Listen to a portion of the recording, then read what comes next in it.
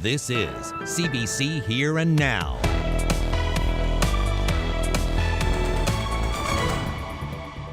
Two young men ripping apart property, taking it apart so that they can burn it over this way. And if they didn't have enough wood to burn here, then they could pick apart that gazebo and burn that as well. That story coming up. It's hard enough as it is, knowing that we might have to turn people away at our church doors. The vaccine passports are just over 1 week away. We hear from some religious groups about how they'll handle them. Oh, we have a blocking pattern this week. That means lots of rain and some drizzle as well, but some areas are still seeing some sunshine. Big fans watching the NHL season opening this week as players from this province lace up. All eyes are on Dawson Mercer with the New Jersey Devils. And Alex Newhook with the Colorado Avalanche. Good evening and welcome to Here and Now. I'm Carolyn Stokes. And I'm Anthony Germain. In just over a week, the passport vaccine will start to be enforced at businesses and organizations right across the province. More than 270,000 people have downloaded the app, and some religious groups say the process has been challenging as the government has provided faith-based organizations with an exemption. Here Now's Meg Roberts joins us live now from our newsroom. So Meg, what are religious leaders in the province saying? Well, for some religious groups, the decision to enforce a vaccine passport has been tough, and for others, it wasn't even a question. The government has given faith-based gatherings an exemption. On its website, the government says if faith-based organizations do not verify proof of vaccination for all the attendees at faith-based gatherings, they will be subjected to these restrictions.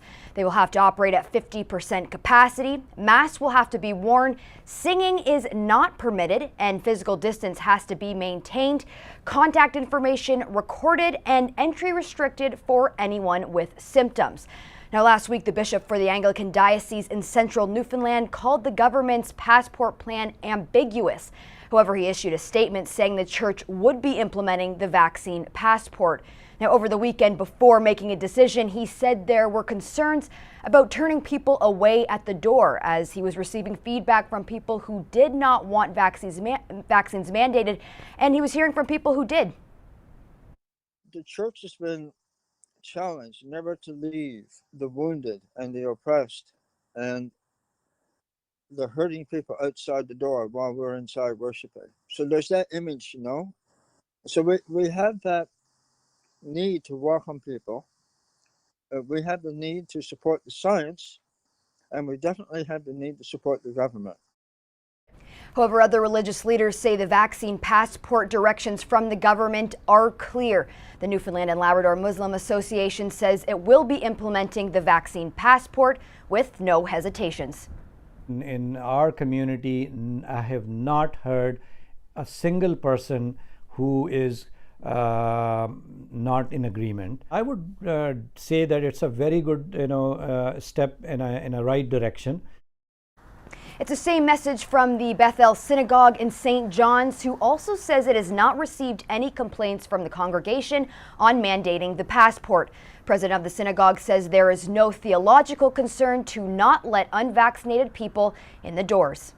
There is a concept in the Jewish faith called Pekuach Nefesh, which interpreted from Hebrew to English means the safety of the soul or the safety of the person. There's a major part of the faith that you do what you can to preserve life.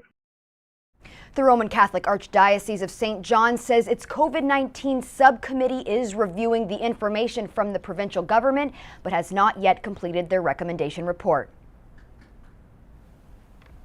Thank you so much, Meg. That's Here and Now's Meg Roberts reporting live. Well, there are 4 new cases of COVID-19 to tell you about today. 2 of the cases are in the Eastern Health region.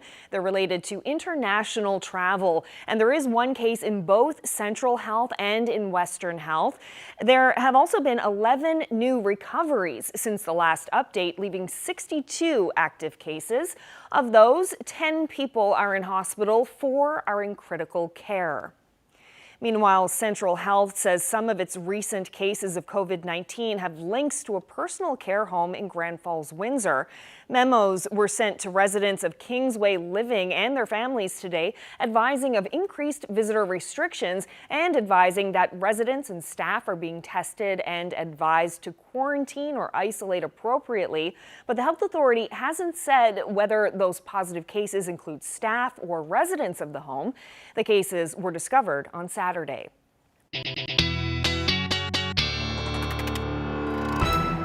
Well, it was a beautiful day, depending on where you were across the province today. In fact, broke a couple of records. Port aux Basques, 15.6 degrees today. That broke the record from 1983. And then Wabush as well, 14.5 degrees today is your afternoon high. So certainly seeing some nice temperatures out there. Not the case, though, along the northeast coast. You're looking at your temperatures in the single digits today, even up through Labrador, seeing those double digits this afternoon. But the reason for that is an area of low pressure offshore, and that is leading to some pretty gusty winds as well, gusting anywhere from 40 to 60 kilometers per hour, generally out of the northwest, and there's that area of low pressure. That is generally going to continue as we head through the next couple of days, as we set up this blocking pattern right through Thursday, even into Friday. By the time Saturday rolls around, we'll start to see a little bit of ridging. I'll get into what those details mean when I come back. Thanks, Ashley. Hurricane Larry wasn't unique when it left a trail of destruction on the island. High winds this past Thanksgiving weekend also caused damage in a number of places. The colony of Avalon in Ferryland suffered considerable flooding. Videos and photos posted by the Colony of Avalon Foundation on Facebook show flooding that occurred when water was pushed over the seawall by very high winds. The seawall protects the archaeological site in Ferryland, which dates back to the 17th century. It's one of the best preserved colonial sites in North America and was designated as a National Historic Site back in 1953. Well, police in Bay Roberts have charged a 21-year-old man with nearly 30 sexual offenses involving multiple youth. In a news release, the RCMP say they charged the man on Friday. The man is charged with a number of offenses, including counts of sexual assault, forcible confinement, making and possessing child pornography, extortion, child luring, and making sexually explicit material available to a child. The man was held in police custody over the weekend and was released on bail on a number of conditions. Police believe there may be other victims and are encouraging all sexual assault victims to come forward. The United States will reopen the land border to Canadians for non-essential travel for trips like cross-border shopping and vacations. Economies, that of Western New York, Southern Ontario, the United States, and Canada are deeply integrated. We are trading partners, we are friends, and for the first time in 19 months, we are going to be reunited to generate all that economic activity again, enhance the life quality, and as importantly, allow loved ones who have been separated for the past 19 months to be reunited. Late last night, the White House confirmed the United States will reopen its land border to fully vaccinated Canadians for non-essential travel. This is big news for Canadians who haven't been able to see loved ones in the U.S. for months, as you heard, as well as for those who do cross-border shopping and vacations on a regular basis. It's also welcome news for snowbirds and millions of other Canadians who routinely drive over the border and did so before it was closed to all non-essential travel. Deputy Prime Minister and Finance Minister Chrystia Freeland is in Washington for the annual meeting of the International Monetary Fund. She was asked if the government believes that foreign travel is safe right now. I think it's really important for Canadians to listen closely to the advice from PHAC, from Canadian medical authorities, and to just be careful. We have almost gotten past COVID. We have high national vaccination rates. And, I'm going to quote Eileen Davila, the Toronto Public Health Officer, who offered some really good advice as kids were going back to school. And she said, just try to do the things you need to do and maybe hold back on doing the things that you just want to do. And I think if we can keep on doing that for a few more weeks, Canada can really fully put COVID behind us. The single most important economic policy for Canada right now is to put the fourth wave behind us and to be in a position where we can keep our economy fully open.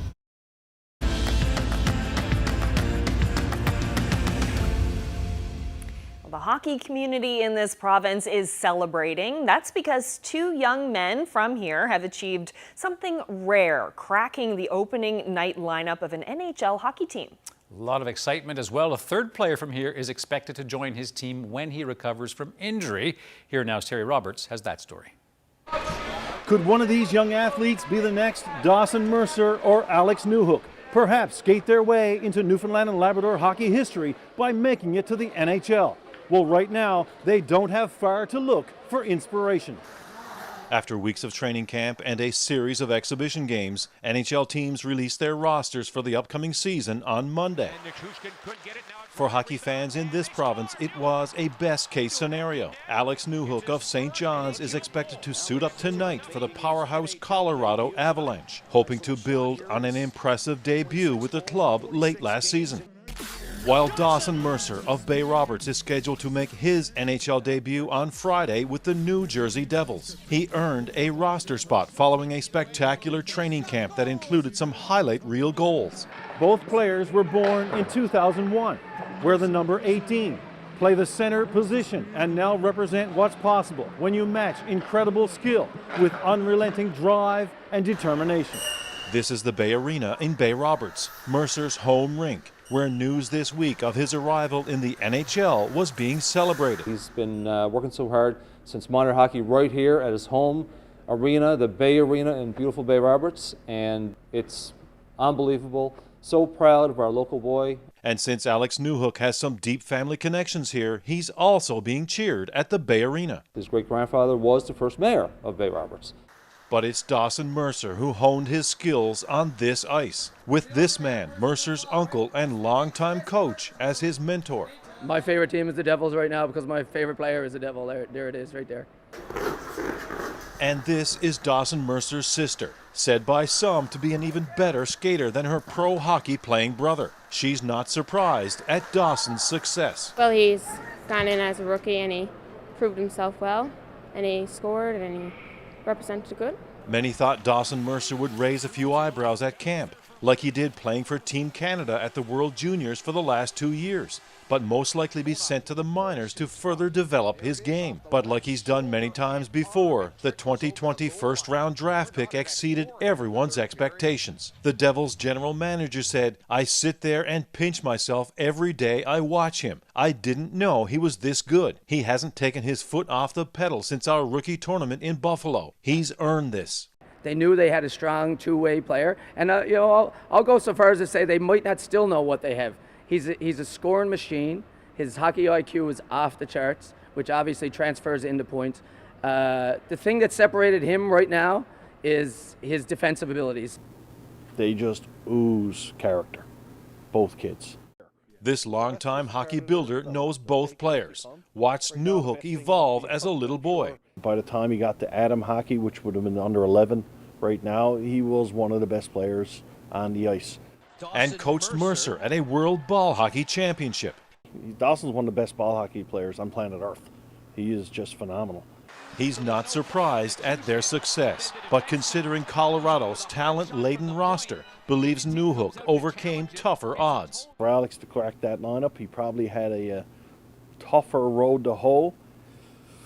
But you know something, listen, cream always rises to the top, and those two kids, they're that. Now that they've made it, the challenge is staying in the NHL, where they could earn nearly $1 million this year. But both are signed to two-way contracts, which means their level of play will determine whether they get demoted to the minors. Based on their performance so far, however, and the groundswell of support from their family and friends, the future looks bright for Mercer and Newhook. Dawson Mercer! Terry Roberts, CBC News, Bay Roberts. A pretty exciting story. Now, there just might be a third player from this province in the NHL this season. Clark Bishop from St. John's is with the Ottawa Senators, but he's sidelined with an injury. 38 NHL games, including 13 with the Senators last season. Right now, his status with the NHL club is uncertain. Now, some of the young fans from Dawson Mercer's home rink in Bay Roberts had messages for him before he hits the ice. Take a look. My name's Adam Dawson. I'm part of Breakaway Hockey. I'm so proud of my cousin for making it to the NHL because that's everyone's childhood dreams. My name is Nate Bartlett, and I'm really proud of Dawson Mercer. Hello, my name's Aiden Hodder, and I'm playing with Breakaway Hockey, and I'm so proud Dawson made the team. My name is Owen Dyke. I play Breakaway Hockey, and I'm proud of Dawson Mercer on making the NHL.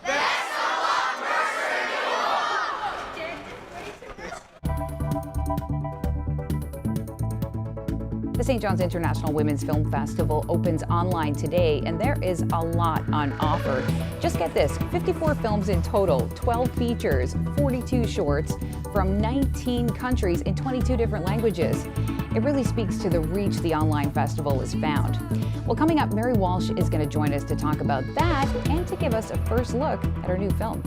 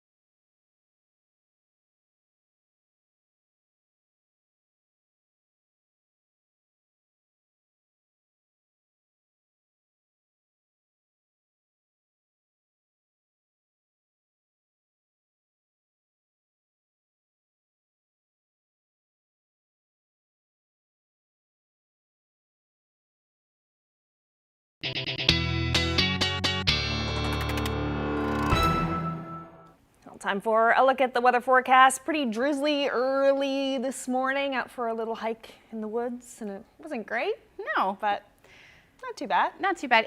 We did finally see the sun peek out, but if you blinked, you probably missed it. Not a whole lot of sunshine for the eastern areas like I was talking about yesterday, but let's take a look at some other areas. There's Corner Brook. Absolutely gorgeous afternoon today. And if you look at Trepassey right now, beautiful sunset happening there, catching that on the live webcam. And then as far as Paddy's Pond goes, there you go. We've got lots of cloud cover. And also the reason for that is that area of low pressure. We're seeing all of that cloud cover. Like I said, a few breaks today, not a whole lot of sunshine, but a few peaks of the sun. Area of high pressure to the west. That's why most of southeastern Labrador and the western portion of the island is seeing that lovely sunshine. And in fact, even some record-breaking temperatures earlier today for Lab West as well as southwestern Labrador or southwestern Newfoundland. So the reason for this is a blocking pattern. It's actually an omega blocking pattern, and that means it's the Greek letter omega. The reason for that is this area of low pressure. And when we see a blocking pattern, it's exactly what it means. The weather systems normally move west to east, but because of that blocking weather pattern, the system can't move. So that's why we're going to continue to see this dreary weather over the next couple of days in that onshore flow. In fact, that area of low pressure gets closer on Friday and then eventually moves off as we get into Saturday. We're going to get back into the potential to see some sunshine, but it does look like things will stay unsettled right through Saturday as well. So taking a look at the future tracker for tonight, generally quiet right now, and the evening should be fairly quiet. But as we get into the overnight, that area of low pressure is going to start to move a little bit closer, which is going to bring some of that cloud cover. Also the risk of some drizzle again overnight tonight. Otherwise, the rest of the province, or at least the rest of the island, should stay partly to mostly cloudy through the night tonight.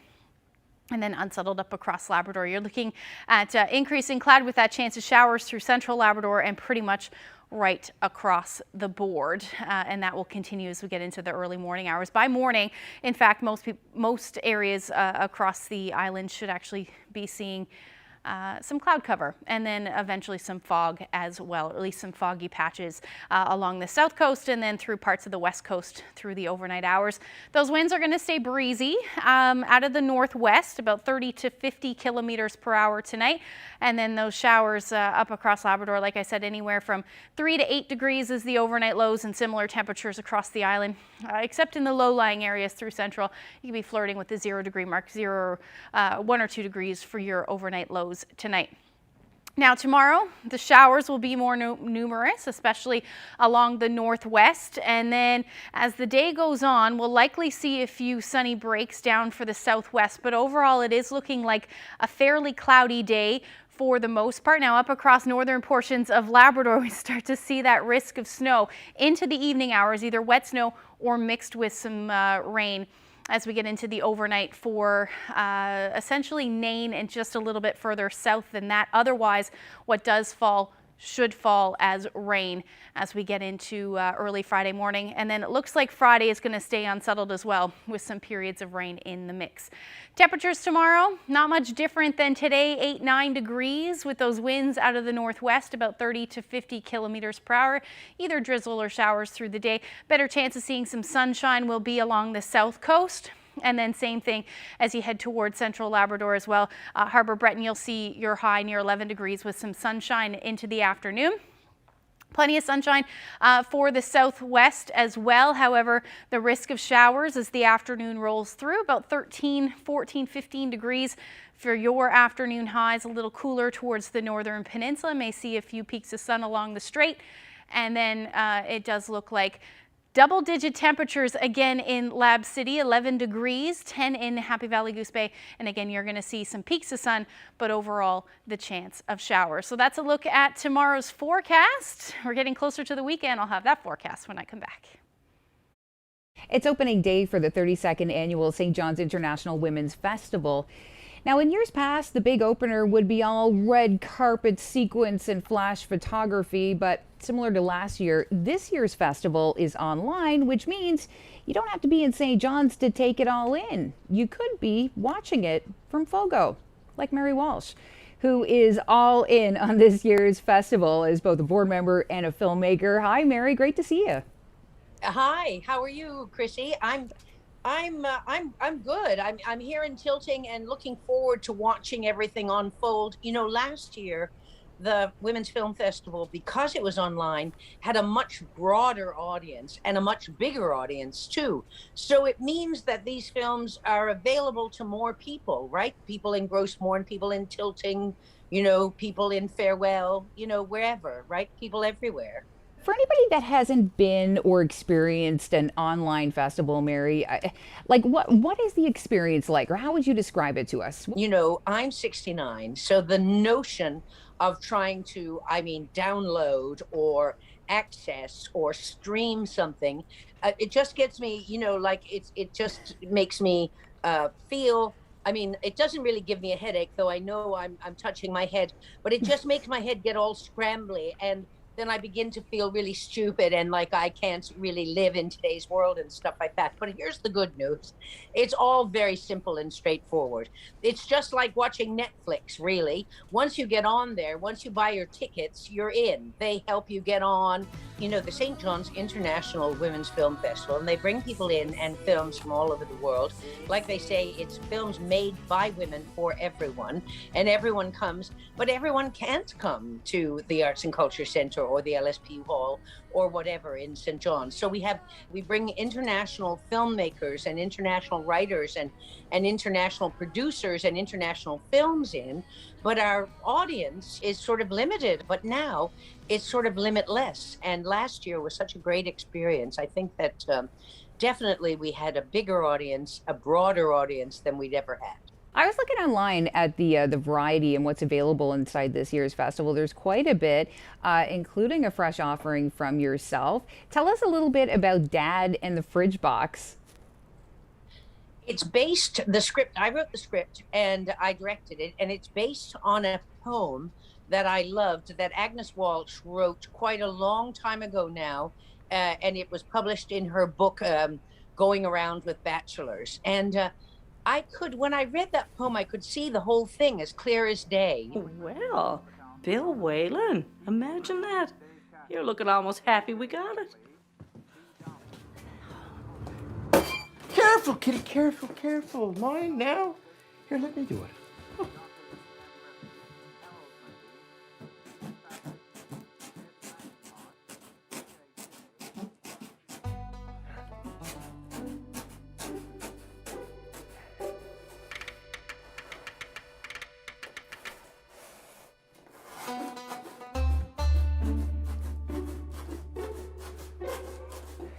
Bill, for the love and honor of God, give it to me. We're going to be here all day, sure. If something is worth doing, it's worth doing well. With everything you got on the go, why is it so important for you to be so involved in this film festival as a board member and as a creator? So it's very important for women to have a place that is for them. I remember when this was years ago, but the government passed this thing that Canadian radio stations had to play a certain amount of Canadian music. Well, people went mad, especially, private radio, and people were saying, well, we might as well be living in communist China, for God's sake. And people are so against quotas, but they really do work. Well, listen, thanks so much for your time and best of luck tonight. Chrissy, it's always a pleasure to talk to you. Thank you so much, darling.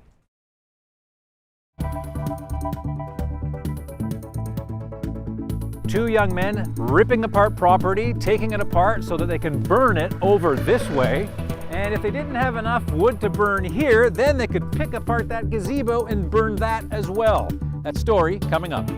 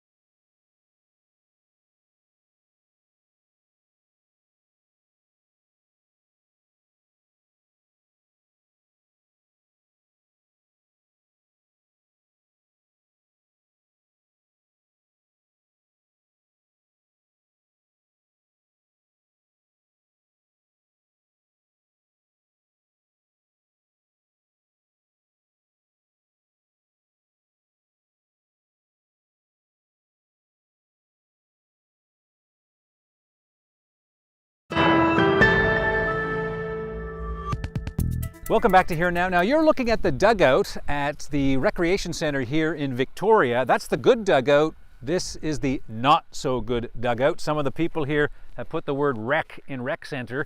The mayor of this community, Barry Dooley, joins me now. So Barry, what's happened here? Well, unfortunately, we did have a little wind damage here a few weeks ago, one of the major storms we've had. And it was, one of the dugouts, of course, was toppled over by the wind. But unfortunately, vandals have seemed to taken over the toppled dugout and done some damage of their own. And now we have no dugout to topple back up. So just to be clear, so you had a dugout like the one that was behind us, yes, right? And we have this debris left here. So what tumbled down was actually fixable, right? It was a good dugout. The actual dugout was repairable. Right. It was basically just toppled from its base onto the ground, which could have been brought back up again. But unfortunately, vandals got to it before we could, and our staff didn't have the chance to repair it. So. Right. Now you and the town, because you've got cameras on this rec center, you actually have video of what happened here. Describe what the video shows. The video actually shows some teenagers, I guess, actually dismantling what's left of the dugout, and they're actually bringing it over to another site here where we have a fire pit located, and most of the materials have been burnt in the fire pit. So, you know, it's something that could have been repaired, and just through plain vandalism of these teenagers, now we have to totally rebuild a whole new structure here again. And is this a frequent problem here in this community? It's not a frequent problem throughout the community, but this area in particular, yes, it has been a problem over the last couple of years. Our building itself has actually been vandalized many times, to the point that we had to put whole new re-siding on the building, new doors, new lighting fixtures outside, and recently our gazebo, of course, which you'll see in a moment, has been vandalized as well. All right, well, I'm glad you mentioned the gazebo. I'm not sure if glad's the right word. Come with us now. We're going to go and check out some other vandalism that's happened over there. There's a hole there where some boards used to be. You can see where the new boards are, because they're not painted just yet. What's the damage here, Barry? Well, unfortunately, this is another location that we've been seeing damage to. As you see, most of those new boards are actually from the vandalism. Our staff has had to replace them. This is not the first time. Many times it have happened over the past couple of years. And to one point, one of the tables actually was extracted from the concrete itself, and we had to have that repaired as well. And of course, it's all emptying to the fire pit, is where it all ends up. Okay, so like the dugout that we just saw a few moments ago, some younger people are tearing these boards out, which you keep replacing. Yes. And then they torch it behind us in that fire pit. Yeah, on last week we actually had somebody here that actually cut the boards out with a chainsaw. We knew that it was being done. A resident heard it and notified us, and by the time we got here, of course, it was too late. So I know, looking at the video, it seemed to me that the dugout video shows two people. Mm-hmm. The other video with the fire is almost like a crowd. So what's going on in your town? Well, I guess, unfortunately, this area was being vandalized, and it still is, but it was built as a family gathering place. We want to encourage people to be here, enjoy the scenery, enjoy the ball field. If there's a game on the go, have a little fire. But unfortunately, it got out of hand with the younger generation, and they seem to want to dismantle this more than keep it intact and enjoy for everyone to enjoy. Right, so how frequent, vandalism happens. We all know that, even in town, St. John's, you see it out in small communities like yours. Mm-hmm. Is it out of hand? This area in particular, yes.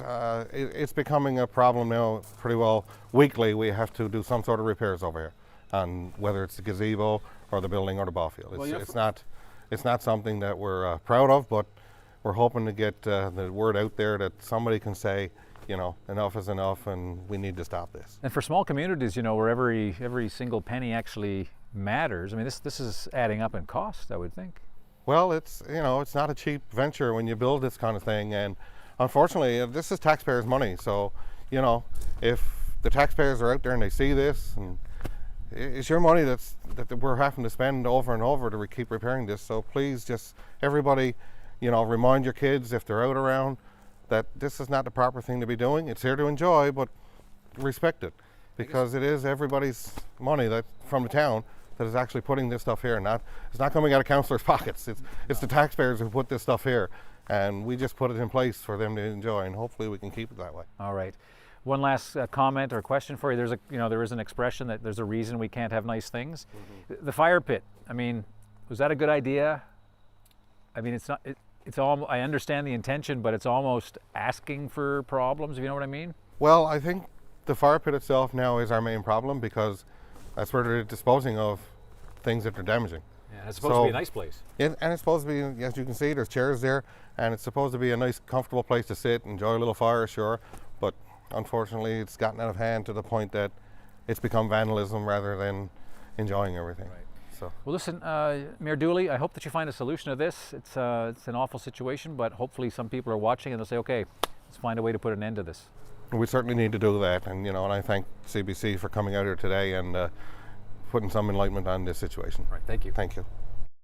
Mayor Dooley is asking anybody with information about the vandalism in Victoria to call the Town Hall or the RCMP detachment in Harbour Grace, and you could also call Crime Stoppers at 1-800-222-TIPS. Well, with her new book, State of Terror, co-written by Canadian author Louise Penny, Hillary Clinton reinvents herself once again as a novelist. Drawing on her considerable political experience, she wrote the voice of a fictional Secretary of State fighting against a Trump-like administration. Well, tonight, Hillary Clinton and Louise Penny will be in conversation with Adrian Arsenault on The National. Obviously that this is fiction. I mean, we can't say it enough. However, when you have a reckless alt-right supporting Palm Beach dwelling man who poisoned relationships around the world and pulled out of the Iran deal, who is the character of the former president, like, where on earth does that come from? Go figure, right? I don't know. I mean, really. Oh, Hillary? It is obviously a fair question. And I think, for Louise, looking at it from across the border in Canada, and for me, living it in a very personal way as we watched our former president do everything you just said and cause a lot of damage. It was a wake-up call that, we could have somebody in the Oval Office who was manipulated by outside forces, who was also under the sway of what I would refer to as domestic enemies, who used him to further their ideological or financial or partisan agendas. So although it is not him, certainly the characteristics that we saw displayed for 4 years informed our discussions. And then, Louise took all that information and all of the insight that she had and that I also provided, or that really anybody could see for themselves, and constructed a character who was as reckless and narcissistic and indifferent and everything that we worried about, which drove the plot. And you can watch Adrian Arsenault's interview with Hillary Clinton and Canadian novelist Louise Penny tonight at 9:30 Newfoundland time on CBC News Network, 10:30 on CBC Television and the CBC Gem app.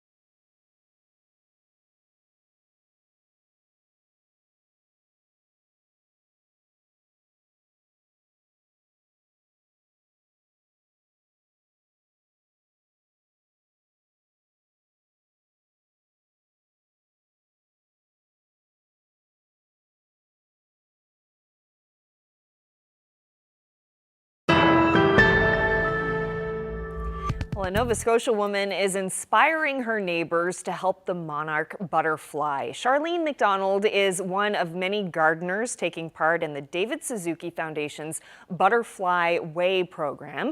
Colleen Jones has more. This went well beyond anything I expected it to do. It might be October, but Charlene McDonald still has things blooming in her garden. There, and look what's on the plant. Bees. Bees, yep, we love to see happy bees.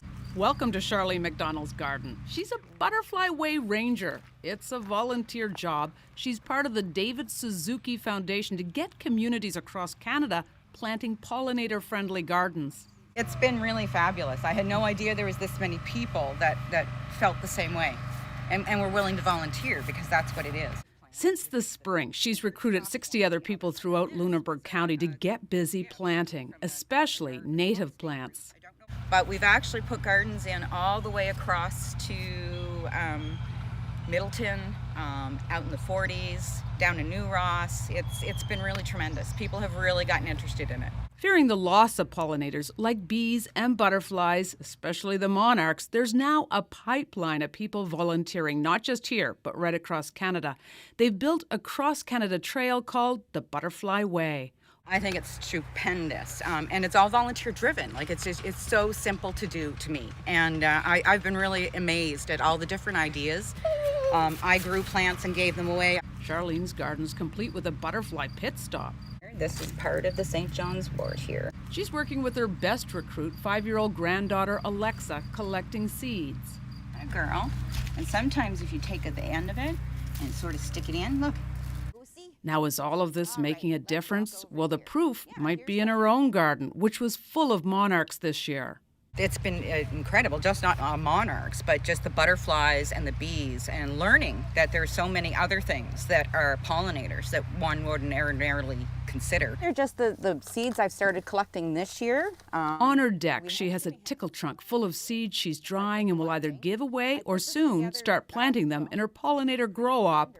This is from the Nicotiana plant, so that's all seed pods in there. And as it dries out, the seeds will fall in the bag for me. So you might think the gardening season's over, but for Charlene McDonald and little Alexa, their indoor winter growing season is just about to start. Colleen Jones, CBC News, First South.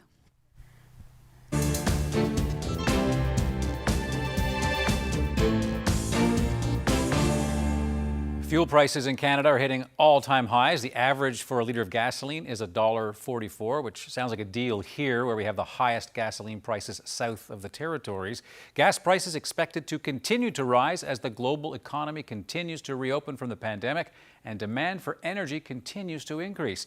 But it's not just drivers who are paying the price. CBC's Cameron McIntosh explains. At 142.9, this average Winnipeg gas station sits just below the national average gas price. From one pump, 3 stories in just 5 minutes. Lisa, gassing up her F-150, putting in just $20. What do you think of these gas prices, 142.9? I think it's ridiculous. That's a big truck you got there. Yeah, it cost me about almost $175 to fill. Or Damien, now a former Uber skip the dishes driver. I don't do any of those anymore. It's not worth it. And Remy owns 2 cars and a motorcycle. Maybe not for long. People need to change their habits, and I know my wife and I have been considering buying an electric car. So at just around $1.44, Canada is experiencing its highest ever average gas prices. Remember, average. What's expensive in Toronto or Regina can still sound like a deal in St. John's or Vancouver, where prices are closer to $1.60. A confluence of factors are driving it. Rising oil prices, a weak Canadian dollar, and supply-demand imbalances of COVID. Demand plummeted early on in the pandemic, so did production. Now demand has come roaring back, and production is still trying to catch up. I think it will get better. It will take time. In the meantime, rising transportation costs may soon be reflected in many goods, like groceries, already facing upward pressure. It impacts your bottom line. It impacts your cost, and therefore it impacts the pricing you have to put out to market. And if you're running a furnace, natural gas, or heating oil, winter is also looking expensive. It all has many worrying about the overall rising cost of living. We're hearing from seniors that maybe we've connected with for the last 5 years, and for the first time they're calling me and asking me about food banks. So then how high might it go? Analysts say there are so many variables right now that clear predictions are hard, although a national average gasoline price over $1.50 doesn't sound or feel all that far off right now. Cameron McIntosh, CBC News, Winnipeg. Well, across the country, hospitality workers are being required to enforce proof of vaccination regulations. If they don't, they or their employers could be fined and the businesses could be shut down, potentially costing the workers their jobs. Now, some of them are reporting verbal and physical threats and abuse. Some businesses are spending thousands on added security, and at least one province is implementing stiffer fines for those who mistreat frontline workers. CBC's Yasmin Rana reports. This Regina waiter and bartender spent weeks in the ICU fighting for his life after he contracted COVID-19 in March. My brother, my sister, they were so, heartbroken because they thought it'd be the last time they ever seen me in the ICU. At the same time, as a restaurant employee, he's dealing with confrontational customers refusing to comply with Saskatchewan's proof of vaccination program. I was threatened to get punched out. In Saskatoon, police seized a pellet gun from a restaurant. An employee called 911 after two women walked in without showing their proof of vaccination. CBC News has agreed not to name the employee for safety reasons. I showed her and I said, no, here it is in black and white that you need to have your vaccine passport. No, I don't need it. I'm a nurse. I know what I'm doing. The worker claims one of the women kicked or punched her thumb, spraining it. The Saskatchewan Hotel and Hospitality Association says it's disappointed with the mistreatment of workers. Just be patient, be kind, don't be a jerk. Meanwhile, in Alberta, an Edmonton company spent $30,000 on security for 5 of its cafes. We didn't want our team members, a lot of them that are very young, to be affronted by people like that, so we thought it was safer if we had a security guard. Alberta Premier Jason Kenney says the maximum fine for mistreating frontline workers will be increased as of Thursday from $2,000 to $4,000. Financial support is on the way for businesses opting in the proof of vaccination program. And with the launch of a new QR code app, the hope is to make it easier for Albertans to follow the rules. Yasmin Ranea, CBC News, Saskatoon.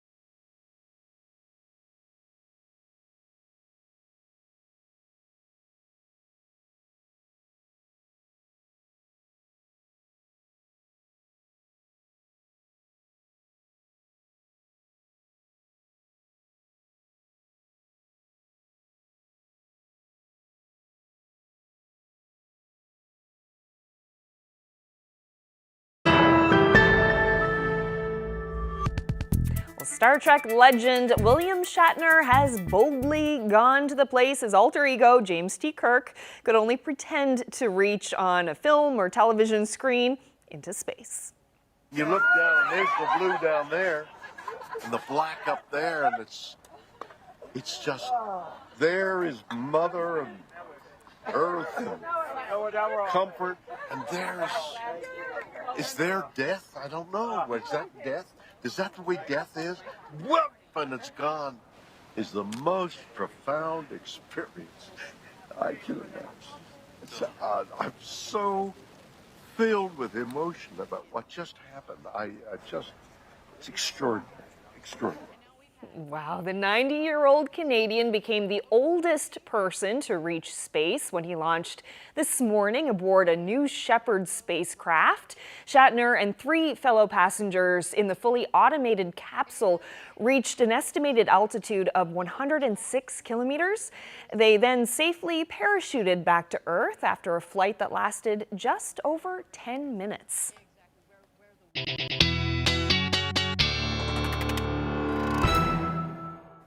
Wow, quite the reaction from William Shatner to that journey. Only 10 minutes up there too, so fast. Life-changing though. Yeah, I bet. I mean, you only really see pictures. Yeah. Well, time for a look at the long range. Hopefully there's some nicer weather in our future. No, not here in the east anyway. Unfortunately, it's just that area of low pressure. We often see that happen and stall off, and it brings us those northerly winds. And in the wintertime, or winter, wow, we're not at winter yet, in the fall, close. Yes, that means gray skies and some rain. So let's take a look at the future tracker just to kind of show you what's going on. There's that area of low pressure. It's actually moving towards the island on Friday. It's retrograding, and that just means that it's moving opposite of what it would normally. Weather systems normally move west to east, and in this case, it is traveling from east to west.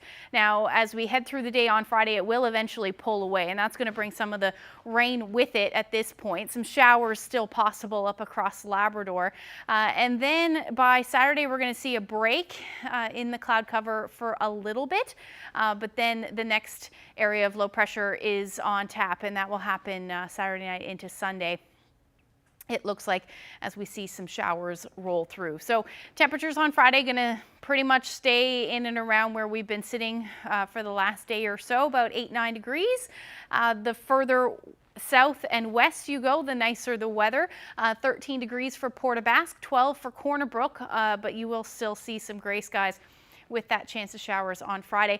Up across Labrador, back down to the single digits for you in Lab West, unfortunately 5 degrees for Lab City, 10 though in Happy Valley, Goose Bay, and then as you head towards the coast, still looking at those gray skies with some showers and single digits as well. Along the strait, you'll probably see some sunshine through the day on Friday. As we get into Saturday, although that area of low pressure is going to move off, still going to hang on to those cloudy skies. 10 degrees for St. John's, Marystown though, at least along southern areas of the island, you may see some peaks of sun in the mix. 12 degrees will be your afternoon high, and then those single digit temperatures right across the big land again, 5 degrees in Nain on Saturday.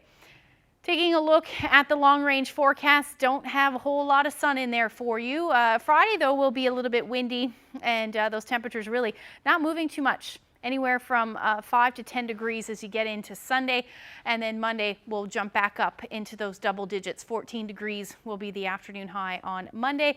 And then for central Newfoundland, not a whole lot of sun there for you either, unfortunately, but look what happens as we get into Monday. Some of the models pointing at a warm up. It may shift a little bit. We may see that happen on Tuesday. Still a few days to iron that one out, but it does look like we'll see a little bit of a warm up. And then for western Newfoundland, you're looking at a similar forecast. Daytime highs anywhere from 12 to 14 degrees through the beginning of next week. Now for eastern Labrador, single digit highs for you most of this weekend. Same thing for western Labrador, although I don't really see any snow in the forecast, so that's good. It looks like what does fall will be rain. I had to share this photo. Morning fog over Flat Bay Brook.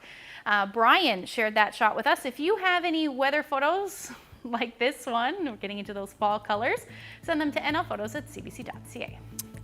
Gorgeous. Great contrast. Lovely. Well, that's it for us. Thank you so much for joining us, everyone. See you tomorrow. Good night.